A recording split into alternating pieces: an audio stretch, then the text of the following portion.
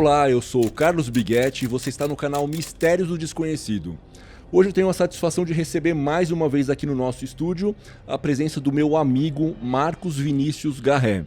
Marcos, obrigado aí pela sua presença. O Marcos voltou por um motivo muito curioso. Ele esteve aqui algumas semanas atrás relatando alguns causos familiares, né, assim, de percepção aí de espíritos, vamos dizer assim, né, assim, de visita dessas entidades. E fala um pouquinho, Marcos, relembra rapidamente o que você contou pra gente da outra vez. Vou deixar aqui embaixo no campo de comentários o link para você assistir essa, vamos dizer, essa primeira parte desses relatos. E o que você lembrou depois de quanto tempo que você pensou, puxa, né, faltou contar isso? Oi, Carlos, tudo bem? Novamente, né, um imenso prazer estar aqui para falar de assuntos que nós tanto gostamos, né? Na primeira vez em que eu estive aqui, na minha primeira visita, eu relatei alguns casos, né? Um deles envolvendo o meu pai, né, no primeiro casamento dele com a primeira esposa, né, a quem eu chamava, que ela já faleceu, né, a tia Dirce, que ele teve um acidente, né, que o móvel, uma cristaleira, ela desabou sobre a própria base. Ela meio que implodiu, né, sobre o próprio pé, os próprios pés. E o caso do Marandela, que na verdade você utilizou um outro nome na ocasião. Um plafond. Plafond. De iluminação do teto. Pof, caiu. O plafond caiu, aí o meu pai repôs. Né? Você vai ter que assistir o outro vídeo porque é bem legal. Então é causado aí possivelmente, provavelmente, por uma consciência aí extrafísica, vamos dizer, né? Espírito. Então, e aí tem um desfecho bem interessante, muito bem interessante. Curioso, né? Lembrando que meu pai era cético, né? Ele não era ateu, mas ele era bem cético aí para essas coisas. Então, esse foi um dos casos.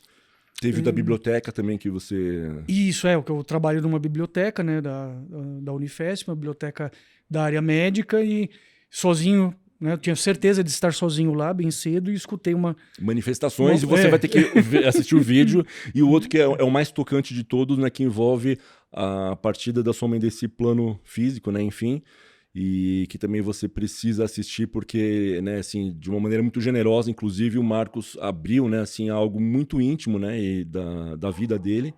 E aí passou algum tempo e você lembrou que tinha outras coisas. Que coisas são essas? Fala assim bem por alto e a gente... ou comenta uma delas, então, e de repente, deixa eu ver, pode falar do seu avô? Podemos. Vamos então começar já então, com a história do seu avô. Conta tudo, como diz o Carlos Mendes do canal Afinal Que Somos Nós, não nos poupe de nenhum detalhe. Conta tudo que você puder no maior detalhamento possível. Muito bem. Então, meu avô, o senhor José Augusto Chiado, português de Trás-os-Montes, ele e minha avó aportaram no Brasil em 1923. Trás-os-Montes era e ainda é talvez a região mais atrasada de Portugal. Ela fica geograficamente isolada, né? Atrás dos montes, eis o porquê do nome, Trás-os-Montes, né? Então eles vieram para cá, vieram ao Brasil em busca de novas oportunidades. Como muitos imigrantes naquela época. Exato, né? Um detalhe curioso é que eles tiveram 10 filhos em Portugal. Olha. E nenhum dos 10 vingou. Morreram ainda bebê ou criança, mal de 7 dias, coisas que hoje praticamente não matam ninguém, né? Mas felizmente, né? Na ocasião, sim. Avançou-se. E já no Brasil, em 1927, o meu pai nasceu aqui, depois o meu tio e minha tia já nasceram aqui no Brasil. Pois bem, né? Então o meu avô José... Chegaram por Santos, pelo Rio de Janeiro? Sim, chegaram por Santos, né? O meu avô, ele desempenhou uma série de trabalhos braçais, porque ele e minha avó, eles eram o que antigamente se chamava de semi-analfabeto. O que é? Eles sabiam desenhar o nome deles, assinar, entre aspas. Como funcional, talvez. Assim, acho que o meu avô até sabia ler assim, alguma coisa, escrever, mas... E aí desempenhou uma série de tarefas, né? Foi rachar lenha, ele trabalhou em restaurante, Ele foi chofer de praça, olha só. Chofer de praça para os antigos, né? Motorista de táxi. Que legal. Naquela época desempenhou uma série de coisas. Que época é isso? Que década a gente tá falando? A gente tá falando de anos 40, anos 50, né? Então, tipo, passada a Segunda Guerra Mundial, Sim. é essa época que a gente tá, que legal. Eu sou filho temporão, né? Eu surgi tardiamente na vida dos meus pais, né? Então, quando eu nasci, o meu pai já tinha 46 anos. Uau. Então, imagine meus avós, a diferença de idade. Muito grande. Bem distante, né? Assim, Então, assim, o meu avô, ele faleceu em 1977.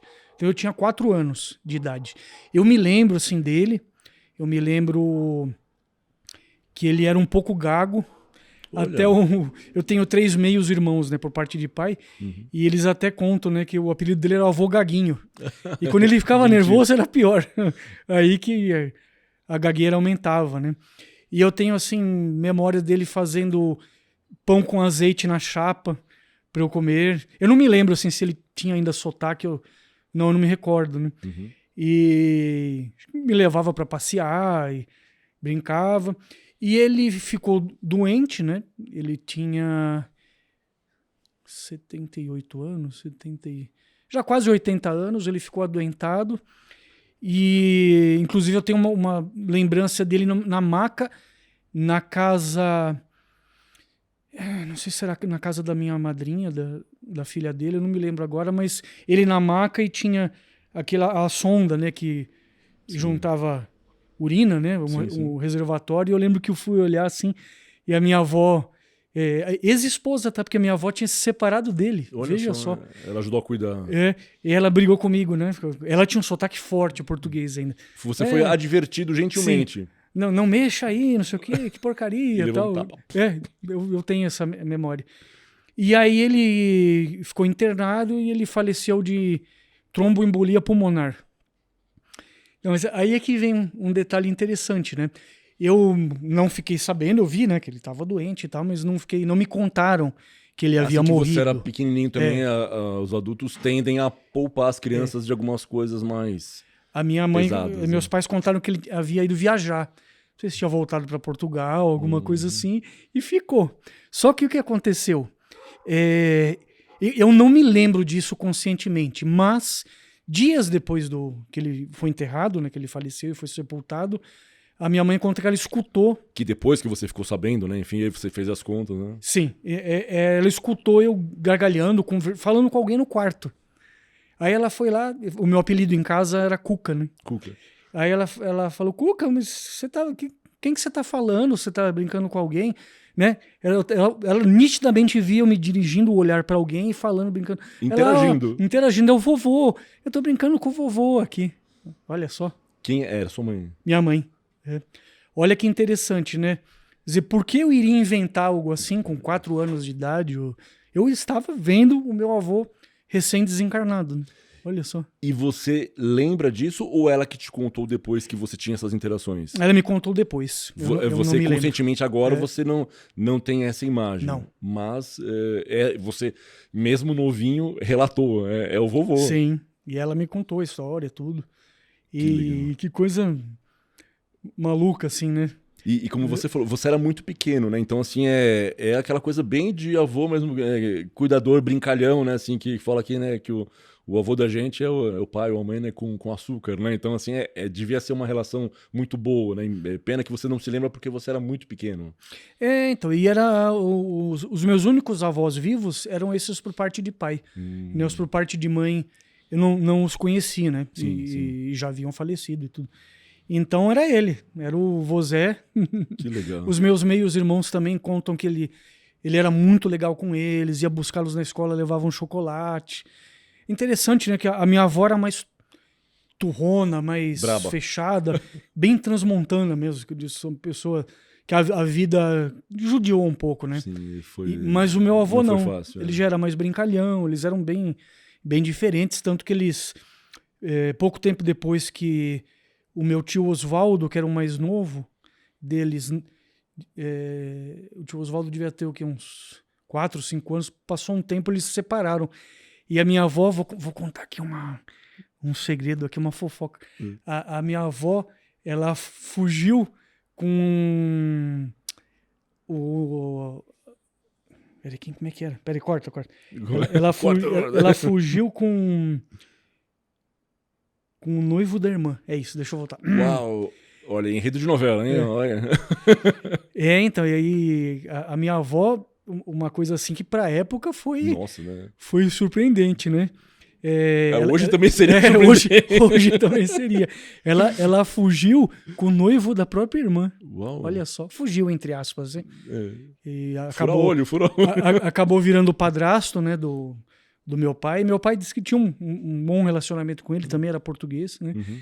Então fica essa história curiosa aí do meu avô ainda ter mantido contato comigo, acho que pelo menos por um tempo depois do desencarne dele, né?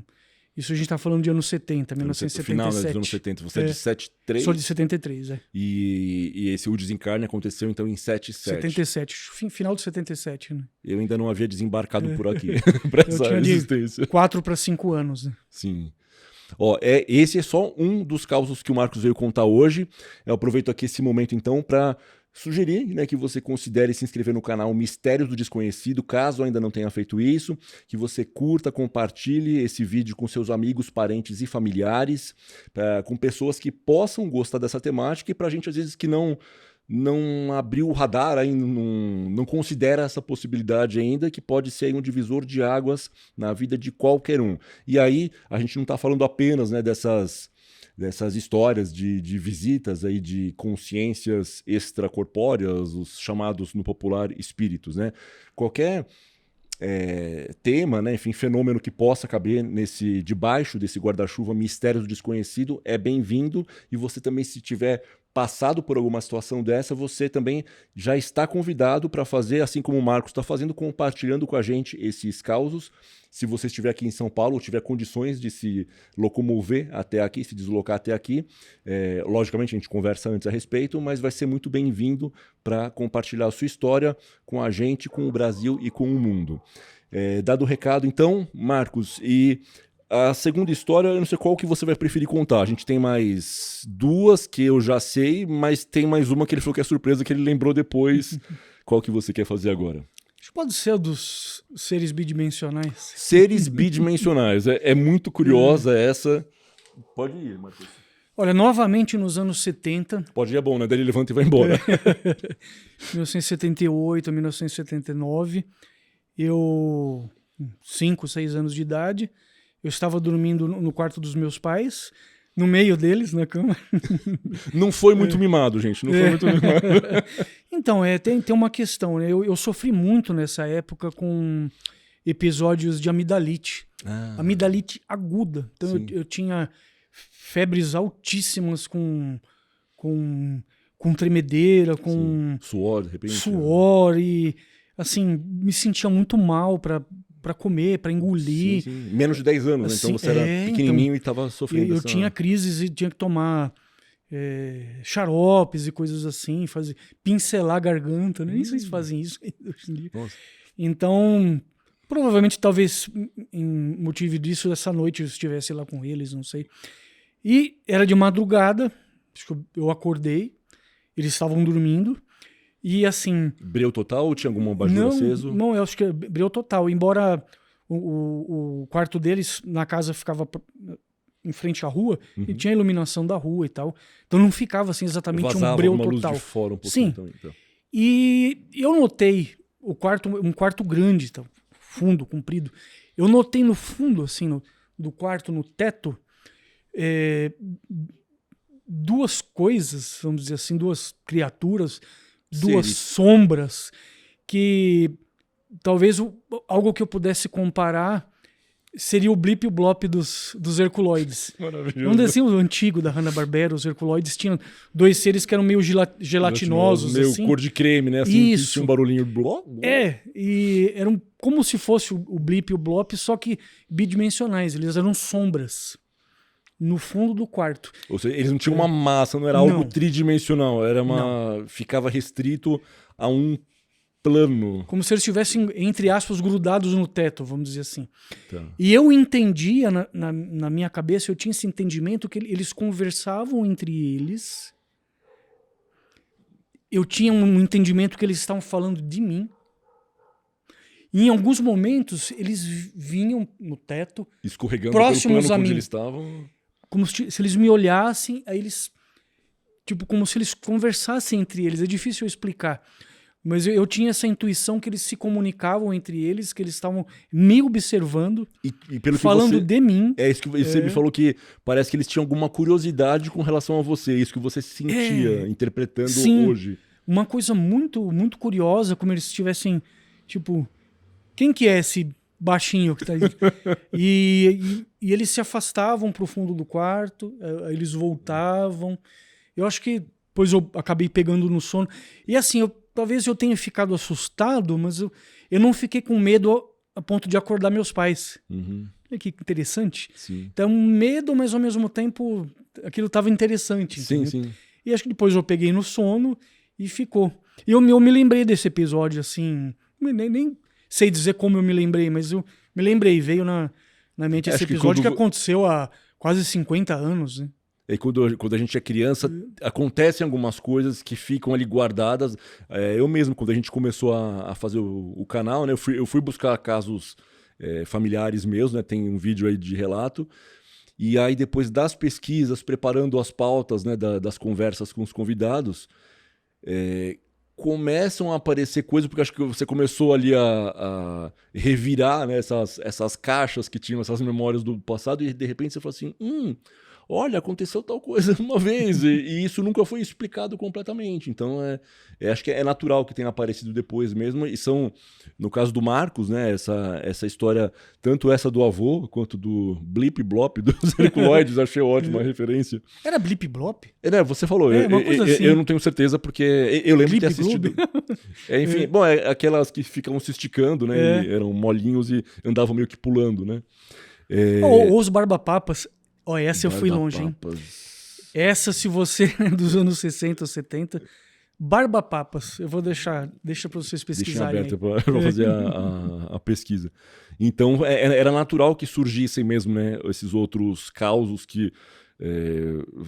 ele até falou assim para mim, nossa, a história do avô dele, né, é tão... eu achei super impactante, né? Assim, né? Eu não sabia ainda com essa riqueza de detalhes que ele contou aqui. Ele falou assim: vou falar por alto, ó, é assim, assim, assim aconteceu isso. E aí agora que ele abriu mais detalhes. E como, né, que vai esquecer de contar uma situação dessas no momento que ele já esteve aqui para isso? Mas naturalmente surgiu depois de um tempo mexendo. Gloop e Glip. Obrigado, Marcelo, diretor. Esse diretor ponta firme. Comentando, acho que com amigos ou com familiares, chegou-se a aventar, mas você não tomava remédio para Eu pensei no xarope começo, que poderia ter um efeito... Para conter a febre, alguma coisa para garganta. Será que não foi isso que... Eu acho que não. Um efeito alucinógeno, né? Assim, foi muito real, né? E eu intuí essas coisas. Eles estão falando de mim, estão conversando entre eles. Coisa que você não... Difícil você, né, racionalizar. Uma coisa que você mais sente do que você racionaliza aquilo. Eu senti aquela... Veio essa informação para mim na ocasião, né? Sim, sim. E aí temos mais duas histórias, então. E qual que você quer falar agora? Deixa a surpresa pro final, então. É impactante, dá pra terminar com ela? É legal? Ou o que você acha que tá? Então aí tem uma outra que você falou aqui, que é como se você recebesse uma intuição, você escuta alguma coisa ou você recebe uma intuição, olha, fale isso pra tal pessoa? Ou você chega tipo a escutar um sussurro, alguma coisa? Como que é? Tem alguns episódios interessantes que eu experimento, né? Experimentei e às vezes experimento, que é curioso, né? Por exemplo, vamos dizer, isso já aconteceu mais de uma vez com um amigo que perdeu um pai, perdeu um ente querido, e você vai se aproximar da pessoa para consolá-la. Uma palavra de conforto. Né? E muitas vezes não é que alguém diz ou sopra as palavras no meu ouvido, ou então eu incorpora, não. Mas assim, eu abro a boca e começo a falar para a pessoa alguma mensagem, o negócio vai fluindo. Eu não sei explicar. Vai fluindo. Uhum. E você sente, então, que é como um estalo discreto interno que você sente, tipo, diga aí, se aproxime e diga algo, e aí depois alguém te ajuda com essa mensagem. É mais ou Então, menos isso. eu posso até começar a falar, Por você mas mesmo. aí a coisa vai fluindo, vai surgindo, alguma mensagem de conforto para a pessoa, né, para aquela procure ter paz, alguma coisa, alguma mensagem que contenha amor e tudo, e vai saindo. É muito estranho, né? Eu não vou reproduzindo o que alguém me fala, mas é uma coisa. É como se tivesse. Tipo Abrir uma porteira é tipo e um a download coisa vai. em tempo real. É. E a mensagem faz sentido Eu e de penso. alguma maneira você sente que contribuiu. E depois eu penso, nossa, de onde saiu tudo isso? É muito curioso, né? E tem outros casos também, né? Por exemplo, eu tô... Tem algum recente, que, sem revelar nomes de pessoas, mas que desse, vamos dizer, desse fenômeno que você contou agora Tem sim. Se for alguém próximo que dê para falar o nome, pode dizer. Se você preferir preservar a pessoa... Tem conta o algum falecimento de um grande amigo meu, do Luiz Mindel, né? Que era do pessoal do Jornada nas Estrelas, também lá com familiares, com amigos, e vou dar uma palavra de conforto e blá, blá, blá, blá, o negócio vai saindo. É muito, muito curioso, Big. E isso acontece também de uma outra forma. Por exemplo, quando eu estou com algum projeto, eu estou escrevendo um texto... você com projetos? Ou então com... O Marcos já realizou muitos projetos. Ou então com algum conto que eu estou escrevendo, ou então alguma matéria, alguma história, eu estou pensando e o negócio às vezes vem na minha mente. Não, estrutura desse jeito, faz assim, intercala as ideias dessa forma, eu penso, de onde que veio isso?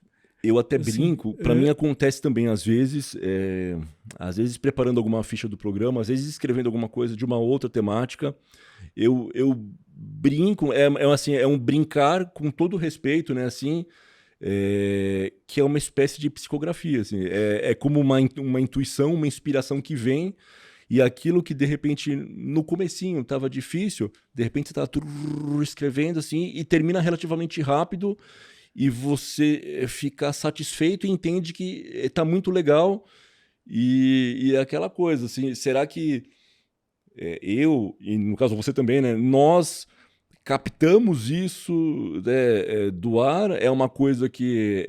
eu acho muito pouco provável que seja uma criação só da nossa mente, né? Assim, acho que realmente... se tem alguma consciência que enquanto tinha algum corpo físico, por exemplo, ela pode estar ali por perto, está curtindo aquele momento, né, assim, que você também esteja interessado com aquilo e tem aí uma conexão energética, né, enfim, e ela de alguma maneira contribui e vamos dizer que é uma criação a mais de uma mente, de repente. Né, assim, um anjo da guarda, ou um apoiador, ou sim, alguém muito próximo de você, que talvez até adore aquele tema. Sim, né? Isso que eu ia falar. Algum entusiasta que não está mais aqui, mas assim como a gente... o Marcos, assim, ele tem uma iniciativa muito grande e um gosto, né? Assim como eu também tenho por publicações impressas, né? Assim, essas mídias, né? Que de repente ficaram ditas antigas, mas era o que existia nos últimos séculos, né? Que nas últimas décadas e períodos bem recentes que foi sendo digitalizado, né? Então... filme, as pessoas não têm mais DVD, é tudo no streaming ou no torrent, enfim, tem nas plataformas tipo o próprio YouTube, né, assim, e a gente gosta desse aspecto físico das mídias, e o Marcos produz muito material impresso, né, assim, então eu acho que de repente essas consciências que viveram nessa época que o impresso era muito, muito forte, de repente não conseguiram realizar algo, né, assim, tão por aqui, ou por uma afinidade, né, de gostos, entende, né, pelo radar, percebeu e se aproximou, falou assim, não, deixa eu inspirar, né, contribuir com esse rapaz, porque acho que a nossa mensagem converge para um mesmo ponto, né? E agora que nós tocamos nesse assunto, me veio uma outra lembrança, uma memória. A minha mãe, ela gostava muito dessas coisas, mas Sim. muito mesmo, né? E ela tinha uma amiga que ela lia a mão. Quiromancia. Exato. E ela também recebia algum espírito de... Não lembro agora quem era, ou que era, não sei se era cigana, uma coisa assim. Tinha uma espécie de mediunidade aí. E a minha mãe fazia curso cromoterapia, radiestesia, essas coisas, e elas se conheceram no curso. E uma vez ela leu a minha mão e ela também tinha clarividência, né? E ela falou que ela via ao meu lado, eu devia ter uns 12, 13, 14 anos nessa época, ela via um adulto, um homem alto e magro, eu acho que na época, como ela o descreveu, seria tipo um nerd de hoje, que ficava me acompanhando. Olha só. Então, não sei se essa pessoa, se esse meu anjo da guarda, o apoiador, talvez... Nós somos influenciados por forças que nós desconhecemos. Eu acredito piamente nisso. Mistérios do desconhecido. Mistérios do desconhecido, é. Muito legal. E tem, então, agora mais uma história. Essa história ela é bem recente. Recente quanto? 2022. Legal. É bem recente. Bem recente. Pós-pandemia. É uma coisa que eu liguei os pontos também depois de um tempo. Eu sou um pouco desligado para algumas coisas, sabe? Às vezes eu dá um eureka. Né? Nós estávamos no fim da pandemia, né? O pior, vamos dizer, já tinha passado. Depois você explica o que é deu um eureka que de repente não ressoou com todo mundo. O Arquimedes, né? Quando ele descobriu... eu não me lembro agora os detalhes, mas ele falou, Eureka! Eureka, saiu gritando. Descobriu. Descobri. Então, eu estava trabalhando em home office e ia voltar para o presencial, 100% presencial. Eu trabalho em balcão de biblioteca, eu não sou bibliotecário, mas eu trabalho em biblioteca já há 20 anos. E aí estavam começando os preparativos para voltar para o trabalho presencial e tal. E numa bela manhã, eu estava em home office em casa, eu me levantei, acho, para beber água ou ir ao banheiro, não me lembro, e eu senti o meu coração acelerar. Acelerar. Me deu um episódio de taquicardia que eu nunca tinha sentido, coração saindo pela boca, assim. Uau. Fiquei apavorado. Falei, o que está acontecendo? Assusta, né? Porque eu sou hipertenso, né? Eu tomo medicação já desde 2002. Eu faço acompanhamento com cardiologista, tudo certinho. Uhum. E assim, eu fiquei apavorado e assim como surgiu, passou. Demorou, sei lá, coisa de 1 minuto. Geralmente esses episódios graves de taquicardia, você precisa correr para o hospital, tomar medicação na veia, porque a pessoa pode morrer. Sim. O batimento vai a, sei lá, 180, 200. Uau. E, puxa, eu fiquei apavorado e tal. Eu falei para minha esposa, para minha filha. Eu fui logo no cardiologista, né, da família, que foi cardiologista do meu pai e da minha avó. E aí fiz exames, tudo. E falou, você não tem nada, foi algum... Então, mas aí é que vem o negócio. Olha que coisa maluca que eu liguei depois só. A tia Dirce, né, sobre a qual eu já falei várias vezes aqui, a primeira esposa do meu pai. E tem muito sobre ela no vídeo anterior. Eles se separaram, né, mas nós tínhamos contato, a minha mãe tinha amizade com ela, o padrasto dos meus irmãos, né, o tio Mário também tinha amizade com meu pai. Eles viraram a página do que aconteceu e tinha contato com eles direto, né? E a tia Dirce, o tio Mário já havia falecido, ela morava com o meu irmão do meio, um dos meus meio irmãos, em Ilhabela. E ela tinha episódios frequentes do quê? De taquicardia. E assim, uma certa frequência. Tomava remédios, né?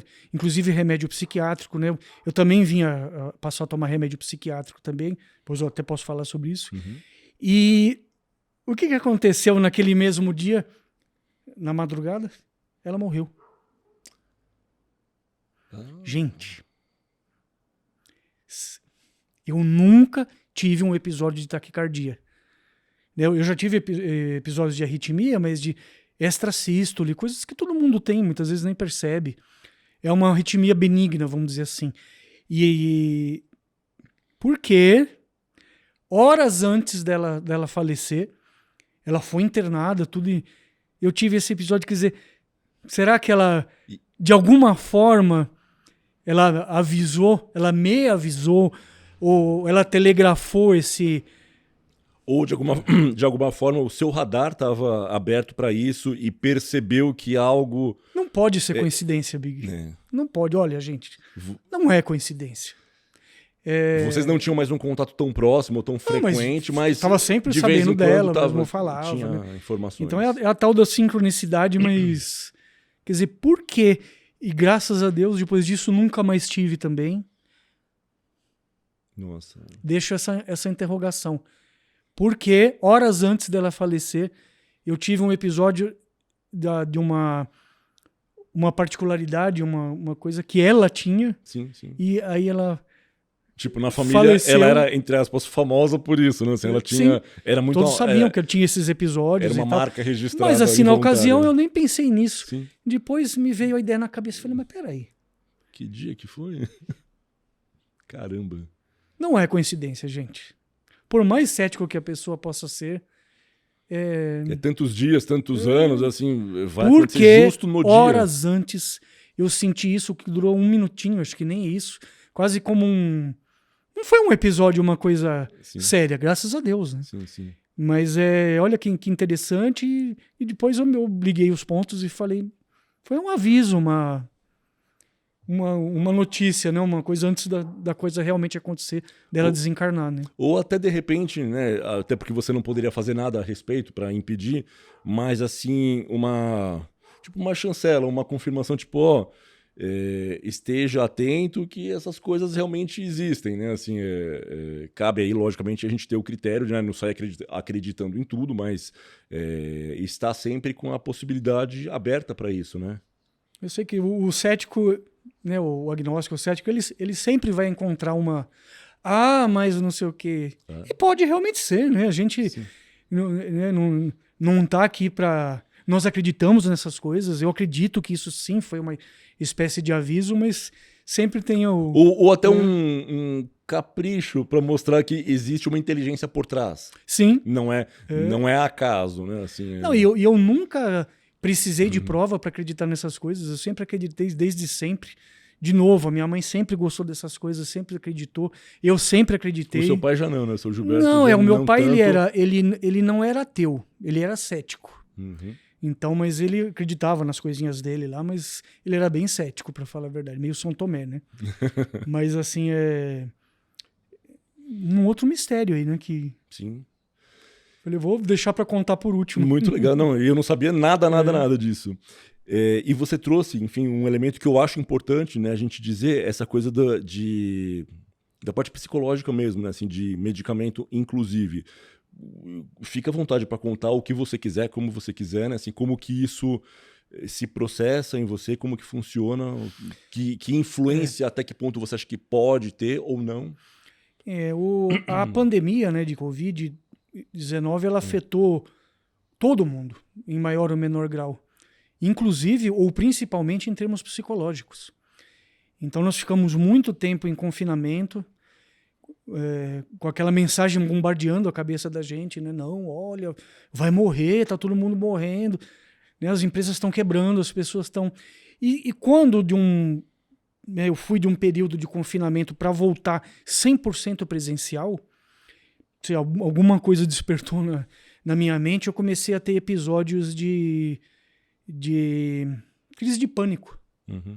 E foi depois também desse episódio da taquicardia com a tia Dirce. Uhum. Eu acordava de madrugada com a sensação iminente de algo ruim ia acontecer. A ponto de ficar alterado, ficar ofegante, taquicardia, mas uma taquicardia diferente daquela. Sim. Um coração acelerado. Eu tinha que levantar, uma coisa absolutamente irracional. Uhum. Eu tinha que levantar, dar uma volta pelo apartamento. Pra se acalmar E quando eu estava no metrô, indo ao trabalho, somente indo, voltando não. Indo ao trabalho me dava esses episódios, eu tinha que descer na próxima estação para respirar, porque ia acontecer alguma coisa. E tava reencontrando com aquele monte de gente. Se o metrô fosse explodir, ou fosse... Não é uma coisa racional, gente. Uhum. Eu sei que as pessoas pensam, isso aí é frescura, isso aí é falta de carpir um terreno, isso aí não é. Dá uma roçadeira na mão dele. Não é. É uma coisa absolutamente irracional. Sim. E que você não consegue controlar. Não controla. Porque eu estava em tratamento com a minha psicóloga, na ocasião, e ela me deu uns exercícios para fazer. Por mais que você tente racionalizar, com um episódio eu tentava respirar fundo, eu falava, calma, tô aqui dentro do metrô, seguro, não vai acontecer nada. Só abrir a porta na próxima estação. Às vezes isso dava certo e às vezes não. Uhum. Não sei te explicar. Até que eu visitei um psiquiatra, que por um acaso era psiquiatra do meu pai também, um senhorzinho, o Dr. Silvio, super, super bacana e tal. E aí ele falou, Marcos, você não toma remédio para hipertensão? Eu falei, tomo. Você também não toma remédio para sua tireoide, que eu tenho tireoidismo de Hashimoto, né, que é uma doença autoimune? Eu falei, tomo. Então qual o problema de se tomar um remédio para a cabeça? Para a mente? As pessoas têm esse preconceito, né, que ele toma tipo um remédio estigma, né? para a cabeça, ele é louco. Não, é um remédio psiquiátrico, a sertralina que eu tomo, que é justamente para evitar esses ataques de pânico, para transtorno de ansiedade. Você, mais do que ninguém, sabe como eu sou ansioso. Nunca tinha notado. E também é prescrito para depressão, embora ele falou que eu não tenho depressão. Uhum. E aí foi melhorando, né? O primeiro mês, por causa dos efeitos colaterais, foi muito sofrido, muita insônia. Tem um período de adaptação, tontura. Né? É que depois que o remédio ele atinge uma determinada dosagem no cérebro, uma concentração, aí ele faz efeito. Uhum. Aí estabiliza. Estabiliza. Desde então eu tomo, mas eventualmente eu vou parar de tomar. Uhum. Não tive mais essas crises. Acho que acabou juntando tudo, né? A coisa de você ter que voltar ao presencial, aquele monte de gente no metrô. Pois passou, graças a Deus. Graças aos amiguinhos do espaço. Meu pai às vezes falava isso. Não, o meu anjo da guarda, o protetor. Falando em amiguinhos, e relembrando aí um dos causos do... Como que é, Marcelo? É Glip? Como que é? Glip, Gloop. Gloop e Glip.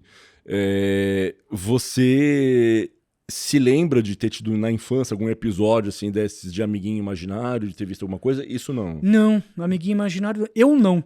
Mas a minha filha, quando ela era bem pequenininha... Olha, mais uma história que não tá. A minha filha, ela relatava um amiguinho imaginário, ela falava o meu espiritinho. Ela veio com essa palavra do nada. Ela, o meu espiritinho falou tal coisa, o meu espiritinho... Mas depois passou. Meu colega Guilherme ia adorar. Ele fala assim, olha, pode aparecer espírito de qualquer coisa, eu não vou ter medo. Mas espírito criança é terrível. Ele tem pavor de espírito criança. Mas qualquer outra coisa, ET, assim, de boa. Então eu lembro, mas eu não, assim, amigo imaginário não, mas... Melissa, queremos você aqui. Eu sei que ela não vem nem amarrada, ela vai vir. Então ela falava do tal do espiritinho, depois não falou mais. E falando de você, né, assim, já a gente encaminhando aí para as considerações finais, o Marcos vai voltar, ele está com um lançamento bem legal de livro, que é um tema que cabe muito bem aqui no nosso canal Mistérios do Desconhecido, mas para a gente encerrar o tema hoje aqui, eu queria que você fizesse assim um apanhado, mas sem entrar nesse tema do próximo programa, que você falasse da sua infância, o quanto esses temas, né, que podem ser abrigados debaixo desse guarda-chuva de Mistérios do Desconhecido, como que foi sua relação, desde que idade você entendeu que esses temas eram algo, algo fantástico, né, extraordinário e que mereciam uma atenção aí especial? Olha, eu acho que eu posso dizer para você que eu nasci com isso. Eu, desde que me entendo por gente, eu sempre gostei dessas coisas, de mistérios, de extraterrestres, de fantasmas, de poltergeists, né, de criaturas, de seres misteriosos, fantasmas. Eu sempre gostei. A minha mãe gostava muito dessas coisas também. Eu tive contato cedo com revista Planeta, por exemplo. E a gente, você falou do termo, que é um nome de filme, poltergeist, contatos imediatos. A gente é de uma época, né? Assim, o Marcos um pouquinho mais velho, acho que 4, 5 anos mais... 6, acho. Eu sou de 73. Eu sou de 79, então. Mas assim, a gente pegou uma época de cinema assim riquíssima, né? Assim, muito que produziam muitos ícones, né, que até hoje são reverenciados, como esses que a gente citou, o Poltergeist, Contatos Imediatos. Que outros filmes que você lembra aí que, vamos dizer, que serviram como uma espécie de combustível para alimentar essa sua paixão? O Contatos Imediatos do Terceiro Grau foi um filme que me marcou demais em vários aspectos. Eu acho que talvez eu tenha comentado na minha primeira participação. Me marcou muito, assim. Fiquei com aquilo na cabeça, assim, eu já gostava do tema, né? Então aquilo só reforçou. ET, depois o extraterrestre, né? Embora seja mais uma fábula do que qualquer outra coisa, né? Seriados de TV, como Além da Imaginação, Quinta Dimensão. Além da Imaginação, para mim, é a minha série favorita de todos os tempos. Tem, inclusive, várias... encarnações. Boa. De várias épocas. É dos anos 50, Isso, 50, 60. Quem que é o diretor dos anos 50, você lembra? O Rod Serling, né? Que foi o criador da série. Verdade. Anos depois ele criou Galeria do Terror, que era uma outra série de TV, né? O Além da Imaginação teve essa dos anos 50. Teve dos anos 50, 60, teve dos anos 80... Dos anos 80 é conhecida por 2000... quem? Por quem que é famoso e diretor? John Landis. Teve vários diretores. Né? Tá. Teve um filme para o cinema também, Twilight Zone The Movie, No Limite da Realidade. Foi uma homenagem que o Spielberg fez com alguns diretores, né, famosos. E a última foi da Netflix ou da Amazon Prime, não lembro. Mas assim, o fato é que nenhuma foi tão legal quanto a original, pelo menos na minha... em preto e branco. Na mesmo. minha visão, E outros filmes, né? Tinha uns filmes de catástrofe, né? Daquela época, no ano de 2020, É Proibido Procriar, Geração Proteus, Triângulo do Demônio, Triângulo do Diabo, né? Assim, A Múmia, eram assim, filmes que eu sabia que eu ia morrer de medo, mas eu tinha que assistir. Gostava de assistir. O prazer do medo, né? É o prazer do medo. E eu também me deliciava com a série Cosmos, do Carl Sagan, que já tem um viés científico, mas teve episódios que abordaram vida extraterrestre, coisas assim. Eu vi aquilo ali, eu ficava realmente maravilhado. E aí livros, revistas, minha mãe conversando, falando, programas de TV, né? Tinha um programa de TV, acho que na Tupi, se eu não me engano, que abordava coisas assim. O Chico Xavier, acho que várias vezes se apresentou nesse programa. O Pinga Fogo? Acho que sim.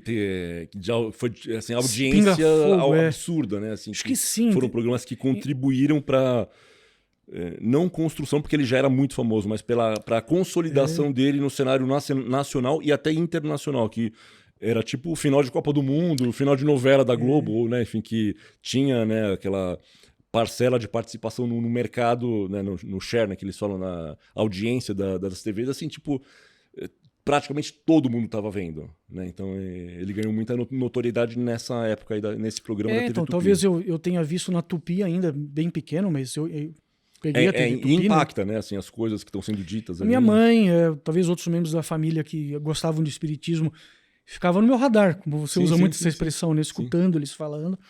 E aos poucos, fui eu mesmo consumindo esse material. Tinha revistas de ufologia antes da revista UFO, né? Eu não vou lembrar nomes agora, especiais, inclusive livretos e tudo. Sim. Pô, aí, como não, né? A série Projeto Livro Azul. Projeto Livro Azul, era só Livro Azul. Que era um seriado que foi feito com base em relatos supostos relatos do Projeto Livro Azul da Força Aérea dos Estados Unidos, né, que estudou esses fenômenos.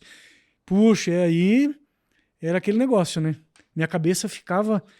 Né? Para quem acredita em astrologia, eu não sou muito da astrologia, mas eu sou de peixes. E o pessoal diz que peixes vive com a cabeça no mundo da lua, né? Então, eu sempre fui assim, do tipo de sonhar acordado, ficar bolando historinhas na minha cabeça, e eu sempre adorei esse tema e adoro e vou sempre adorar. Eu acredito piamente em todas essas coisas. A minha filha, minha esposa fala, lá vem ele com um homem mariposa, com pega. Então, assim, eu adoro essas coisas, eu acredito nessas coisas. Eu acho não, a ciência já traz a informação do multiverso, de universos paralelos, né, de outras dimensões da existência. Então, isso existe. Até essas séries que a gente falou aqui, muitas lidam com essas possibilidades, né? Assim, não só tão antigas como mais recentes. Tinha uma, acho que é dos anos 90 ou começo dos 2000, Sliders, dimensões Puxa, era bacana essa série. Era bem legal, né? Assim, ele encontrava várias terras com realidades paralelas, né? O telescópio, o James Webb, recentemente, ele fotografou, ele observou uma estrutura além do nosso universo, quer dizer, seria um universo paralelo ao lado do nosso, mas no mesmo espaço físico, vamos dizer. Visivelmente observável. Dizer, o que é isso? Então, gente, ou mesma coisa, né? O o paranormal, né? Ou vamos dizer, o sobrenatural, Dito o sobrenatural, né? mundo espiritual, talvez seja uma outra dimensão da existência. Não precisa ser algo fantástico, surreal, na acepção da palavra paranormal. É uma outra existência que nós vamos galgar, talvez. Sim, né? Não, cada vez mais eu tenho essa percepção, assim, que é algo natural, né? Assim, até para na eventualidade aí de me encontrar com um ser já, né, assim, que já não tenha corpo físico, para pelo menos racionalmente tentar não entrar em pânico, não entrar em parafuso e enxergá-lo, né? E de repente com a mesma naturalidade com a qual você interagiu com o seu avô e brincou com ele, né? Tempos depois do desencarne dele. Né? Eu acho que há uma interseção, né? Sim. Ou várias Sim. interseções entre esses universos, entre... Ou planos, né? E existe uma outra hipótese que está sendo considerada pelos cientistas, que nós vivemos numa simulação de computador. Isso eu já não acho. Eu não acho de um super mega computador avançadíssimo. E não precisa ser de uma civilização extraterrestre, muitas vezes daqui mesmo, de humanos do futuro que fizeram uma simulação histórica para ver. Eu também não acredito nisso. Eu acho que... Eu acho que é um pouco assim de viagem por causa do filme Matrix. Eu acho. Na verdade, esse conceito ele foi aventado pela primeira vez pelo escritor Philip K. Dick, de ficção científica, que escreveu a história que viria a ser Blade Runner. Num evento, ele falou sobre isso e as pessoas, a plateia riu, como debochando dele. Olha. Mas assim, eu acredito que não também. Eu acho que existe uma força criadora, que nada disso que existe é por acaso. Sim. E o que existe, o que é mesmo na verdade, a gente não consegue imaginar. Eu falei disso a primeira vez que eu estive aqui, com a nossa mente racional e tridimensional aqui preso a esse plano. As nossas ciências, né, as nossas filosofias, nesse momento, acho que ainda não são capazes de explicar tudo e muitas das coisas que escapam, né, enfim, aos domínios delas. Marcos, só para a gente já ir se encaminhando para o encerramento, eu gostaria novamente de convidar você para você considerar se inscrever no canal, caso ainda não tenha feito isso, que você curta, compartilhe esse vídeo com seus amigos, parentes e familiares, coloca aqui embaixo alguma experiência que você já tenha tido, de qualquer tema, de qualquer fenômeno que caiba, né, debaixo desse abrigo, desse guarda-chuva chamado Mistério do Desconhecido, e coloca também a cidade no Brasil ou no mundo de onde você assiste a gente, beleza? Marcos, eu queria que você, assim, a gente nessa linha do que a gente vem falando, né, assim, mas sem entrar no tema do nosso próximo programa, porque só para ficar separadinho, né, assim, bem distinto, você tem várias áreas de interesse, né, assim, não apenas de pesquisa, que vai de videogames, computadores, né, essas coisas, vamos dizer, mais retrô, flashback, de tecnologias antigas, mas tem também alguns interesses que permearam sua vida inteira, né, assim, e alguns deles são temas como esses, né, assim, de horror espacial, né, assim, fala um pouquinho disso e de que maneira você se realiza fazendo produção editorial. E se quiser, inclusive, já entrar na parte aí de vender seu peixe, né, assim, esse seu novo momento, aí vamos dizer, profissional, porque tem a sua profissão, né, de trabalhar na biblioteca, mas esse aspecto seu de autor, aí, de criador, é uma outra vertente e você trabalha nas duas aí com desenvoltura.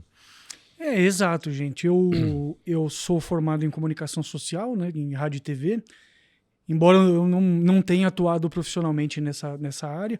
Mas tenha feito muitas produções que aproveitaram esse conhecimento. Né? Não, assim, o conhecimento... Tive excelentes professores na UMESP, lá na Metodista de São Bernardo. Fizemos 2 documentários juntos. Eu um pouco mais de bastidores, que é o 1983, o ano dos videogames no Brasil, que auxiliei mais. E o segundo, Loading, nossos primeiros jogos de computador. E esse sim, fizemos bem a 4 mãos, né? Assim, foi bem legal e um trabalho bacana. A faculdade, de forma alguma, é tempo desperdiçado, não é porque eu não trabalhei com isso profissionalmente, que o conhecimento não foi útil. A faculdade abre a cabeça da gente, né? Quase que literalmente. Em algumas, neurocirurgião abre mesmo. É verdade, é verdade. Bem boladas. Bem bolado. E eu passei num concurso público, né? Faz 20 anos eu trabalho numa biblioteca, na biblioteca da Unifesp. E em paralelo, eu brinco, né, que esse trabalho é para colocar comida na mesa, mas o que me realiza mesmo é escrever. Eu adoro escrever, adoro ler, né? E produzir, né, livros, Sim. conteúdo. Então, assim, em 2004 eu comecei a escrever sobre a história dos jogos eletrônicos no Brasil com a revista Jogos 80, que ainda existe, né? Eu não faço mais parte da publicação, mas ela ainda existe.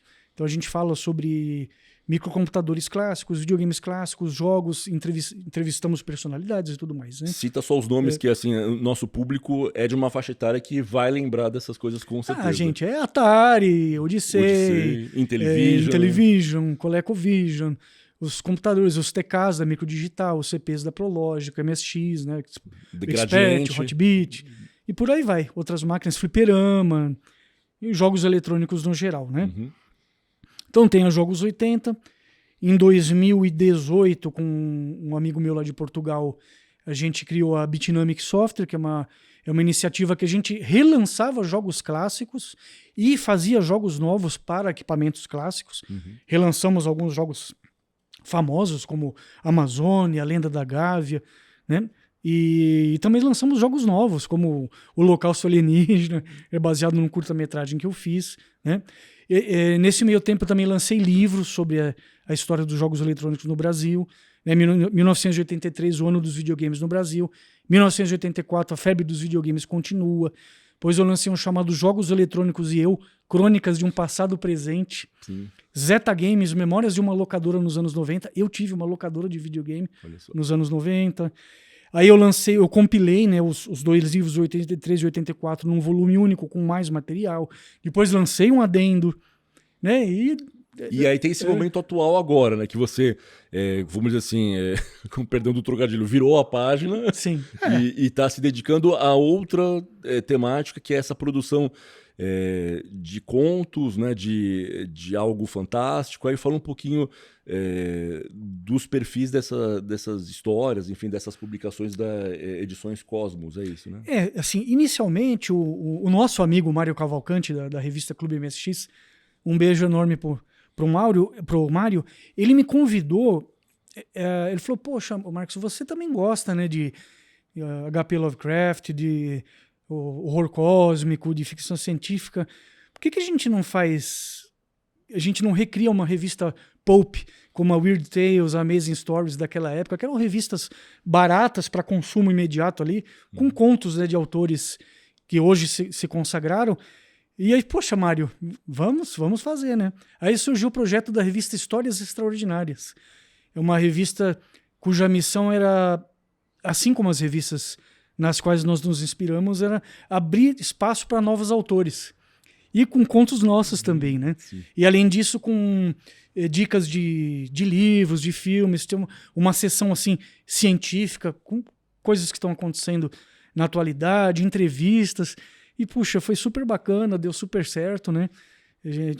Eu não faço mais parte da revista, nem o Mário, né? Agora está com o nosso amigo, o Paulo Punho. E foi muito legal, eu escrevi alguns contos para essa revista. Adoro, né? Adoro.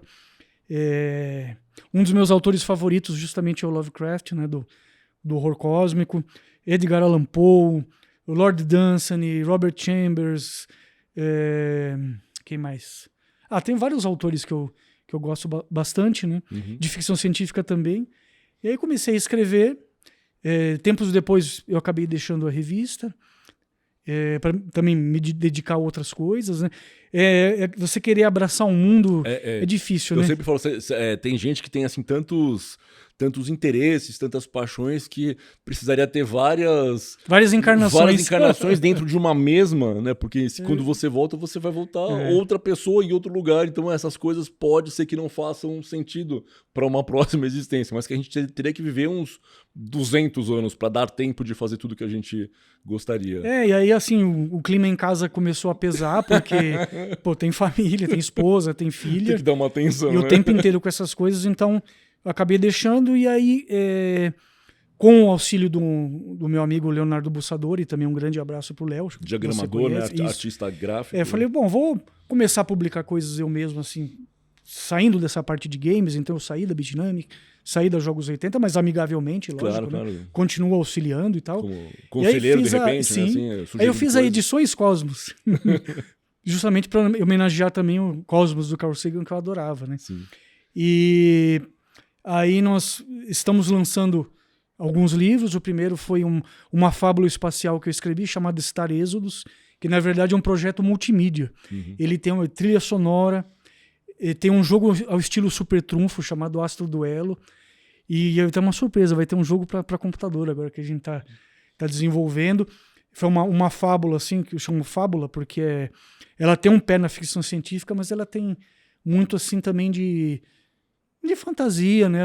O visual dela foi inspirado num anime, né? Num desenho japonês que eu adorava, que começou a passar aqui no Brasil em 83, no Clube da Criança, que era Patrulha Estelar. Patrulha Estelar. Em japonês era Uchiu Senkan Yamato, que seria o Encoraçado Espacial Yamato, né? Então, as naves espaciais, na minha história, eles são navios convertidos. Não é navios voadores, é mais do que isso, né? Navios. Eles são navios convertidos, eles servem como navios ou como naves espaciais. Então, a Terra, o Sistema Solar é ameaçado por uma estrela de nêutrons que está vindo em direção. E aí a Marinha Estelar Unida, eu criei brasão, criei uma marcha para a Marinha Estelar Unida. Então aconteceu um monte de coisa. O livro é todo ilustrado por uma mistura de inteligência artificial com o ser humano. Sim. Então, infelizmente, eu não tive recurso para pagar um ilustrador para criar todas as ilustrações que tem. Seria inviável, né? Assim, então eu me vali das duas coisas. Modéstia à parte, fiquei bacana. As pessoas que leram gostaram, né? Depois lançamos o livro do Taylor Fábio, do canal Coleção em Ação Show. Um grande abraço para o Taylor, né? O livro do canal dele, de Nostalgia. Então, super bem ilustrado, né? É quase como uma revista, né? Sim, tipo, com esse caráter de almanaque, né? Assim, nossa, ficou sensacional. As pessoas têm adorado muito. O lançamento foi numa hamburgueria na Le Burger, aqui na Augusta. Lotou. Nossa, eu fiquei impressionado como ele é Foi onde popular. O Roosevelt lançou o dele, né? Um grande abraço pro nosso amigo Roosevelt Garcia. E é um livro que tem He-Man, tem brinquedos, tem Glaslit, tem Bud Spencer e Terence Hill. Legal. É muito legal, tem muita informação bacana. E lancei também agora há pouco tempo um livro meu de contos e poemas chamado Linha por Linha e Outros Horrores. Linha por linha é uma referência a digitar os programas de computador ou não? Não. Eu achei que fosse isso. Ele tem relação a um dos contos e tem a ver o porquê, né? Porque no monitor uma imagem vai se formando linha por linha. Tem o porquê, né? Sim. É metalinguístico, vamos dizer esse título, né? É um conto que foi altamente inspirado no Lovecraft. E eu tenho outros contos também, tenho poemas. Tem um poema que eu procurei homenagear o Edgar Allan Poe, chama Eleonora, mas eu não vou sem spoilers falar nada. Tem um outro poema que é sobre a infância, é sobre nostalgia, se chama Ainda Ontem, né?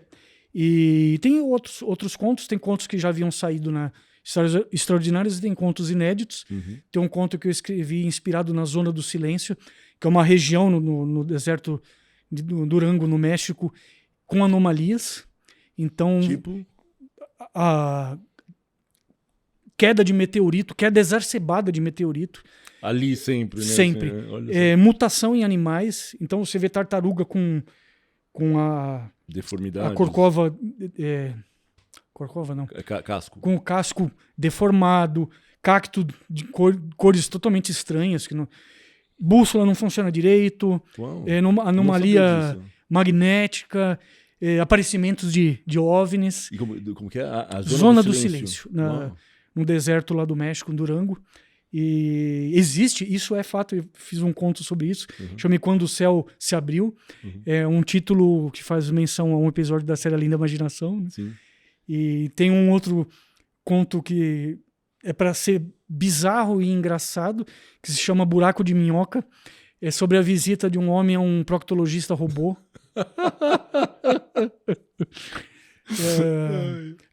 Tem outros contos. Tem um conto que se chama Os Simuloides, que é justamente sobre essa questão do do viver numa simulação.